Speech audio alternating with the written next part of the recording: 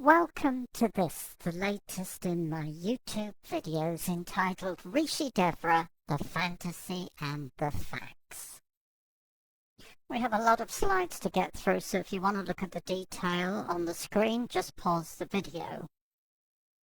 Now, there is nothing divine about Miss West or any of the wares she has to offer the public. She's a con artist who is also an occult master, and this meetup group follows a tried and tested business model that Miss West has used for the last 20 to 30 years, wherein she attracts the sheeple, the spiritually confused, to her meetings, convinces them by using a combination of ritual magic and mood music that she is something special and that they are experiencing something special. As usual, West's website is full of bullshit statements like Rishi's hallmark vision training for opening the third eye, blah blah blah. This, along with her assertions that she's single-handedly holding open the gates of time for all of humanity, can, I think, be taken with a big pinch of salt. I think it speaks volumes to the amount of publicity our YouTube videos are getting that Miss West only has 6 people attending her meetup group on the 27th of November, and 3 of those are long-term cult members, i.e. Miss West herself, Jack West, and Corinne Coffin, who she has appearing in the right-hand column as Corinne C. And if you click on Corinne C, you'll see that Miss West asserts that this person has only been a member or associated with her since October 2015, which is not true, as I shall now demonstrate. It is worth at this stage reviewing how Miss West's business model works, and put very simply, she lures people via meetup groups like the one advertised on the 27th of November to attend groups where, long story short, they are inducted into her cult, forced to submit to the will of the master abuser prior to having their bank accounts separated from themselves. The cult is basically a store of food for Miss West, just like a farmer stores cattle out in his yard. And when needed, Miss West basically converts the food stock into cash for herself. In this video, what we're going to do is look at the 2 different approaches Miss West uses for dealing with the conversion of wealthy members of her cult into cash. There's basically the hard frontal approach, which involves violence and intimidation, or the softer approach. We'll explore the 2. On the screen now we have a small excerpt from Dr. Cole's biography as it appeared on Miss West's website in 2007. Dr. Cole was allegedly a Whirlpool heiress, and Miss West wanted her money. So Miss West mounted a campaign of violence against Dr. Cole inside the cult, where nobody on the outside could see what was going on, to intimidate Dr. Cole into handing over her entire net worth, and that is exactly what happened. As the statement on the screen now shows from witness Carlida Finch, the attack on Dr. Cole was part of a premeditated campaign of violence aimed at Dr. Cole, intended to separate her from her entire net worth, then estimated at $1.3 million. Had this crime occurred outside the cult and maybe in an eastern state, Miss West would have gone to jail for 20 years for attempted murder and a violent assault and the extortion of $1.3 million. As it was all hidden inside the cult. So Miss West got away with a crime, which is why the cult exists. There were some witnesses to the assault, and so violent was the assault and so disturbed were some of the witnesses that the master liar, master thief, issued a written statement the day after, asserting that the ascended masters in her head had sanctioned the assault against Dr. Cole because she was a Nazi in the World War II death camps in a previous lifetime. No mention of the fact that Miss West extorted $1.3 million from Dr. Cole that she needed to pay the $2 million she owed in court judgments and interest in Montana at the time. Meet-up groups such as the one advertised on November 27th and meditation groups are the principal ways that Miss West recruits people into her cult.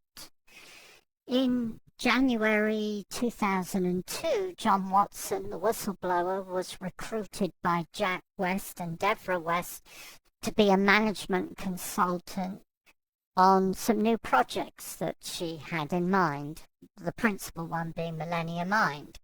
Also recruited to join in this endeavor was Corinne Coffin, a Brazilian heiress to a Coca-Cola fortune, who had fallen under Miss West's spell and who was going to supply the seed capital for this venture.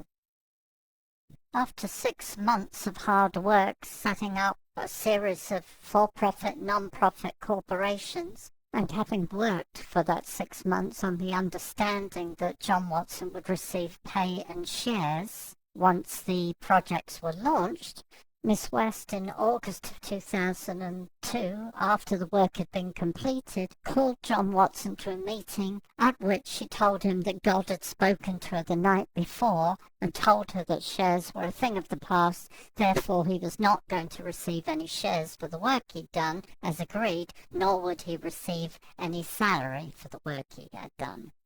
Basically, John Watson was constructively dismissed after he had completed the work that he was contracted to complete.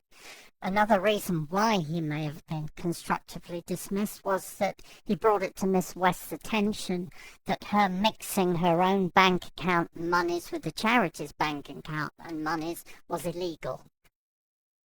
Having disposed of John Watson by constructively dismissing him, Miss West then set about laying down a paper trail of lies to justify his departure.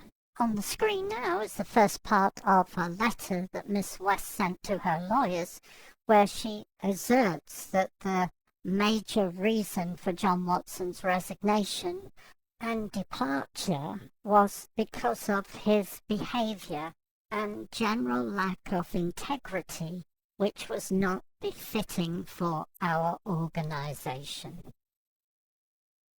At the bottom of part 2 of Miss West's letter, right at the bottom highlighted yellow, she states, in short, our objective, she means her objective, is to free Millennium Mind from Mr. Watson at the earliest so that she could move forward with the goals of her original business plan.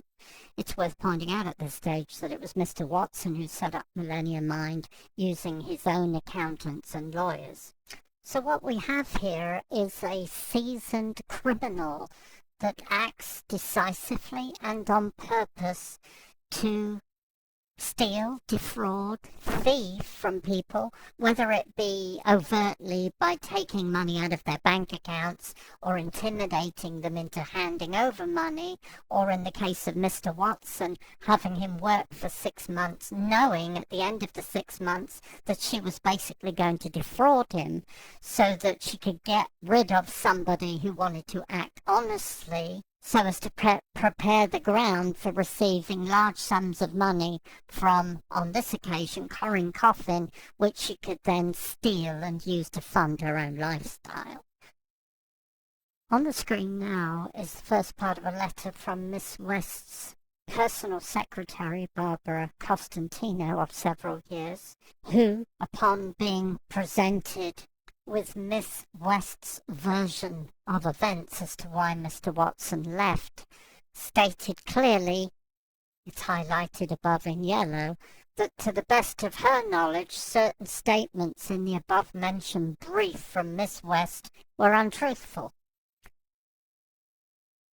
In the second part of Barbara's letter, she confirms that John Watson was held in high regard by Miss West and in a very favourable light right up until the time he left. She also goes on to confirm that after Mr. Watson's departure, Miss West began to lie about the circumstances of his departure and the nature of his employment. On the screen now is a short resume, curriculum vitae that Corin Coffin provided to John Watson as part of the marketing of Millennia Mind. You can see what this is all about.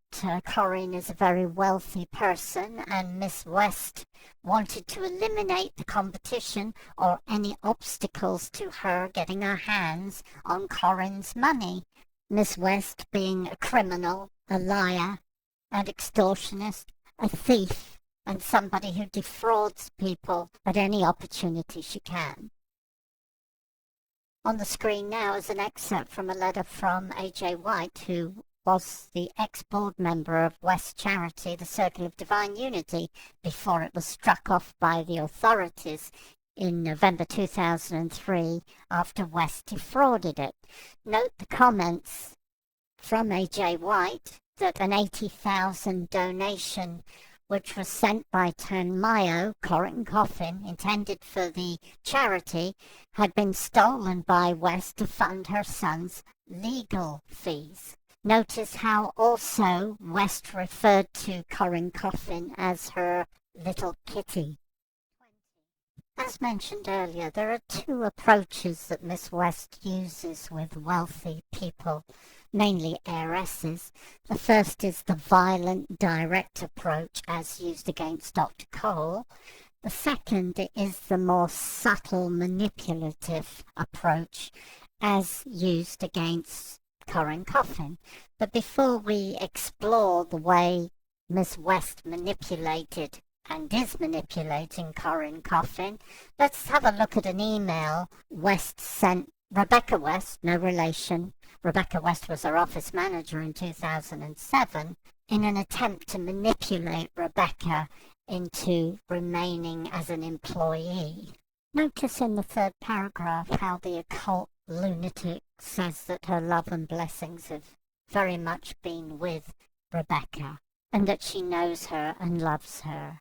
Which of course is a load of bullshit, because she's violently assaulted her, overtly physically, as well as targeting her night after night with occult psychic attacks to try and intimidate her into not being a witness for Dr. Cole.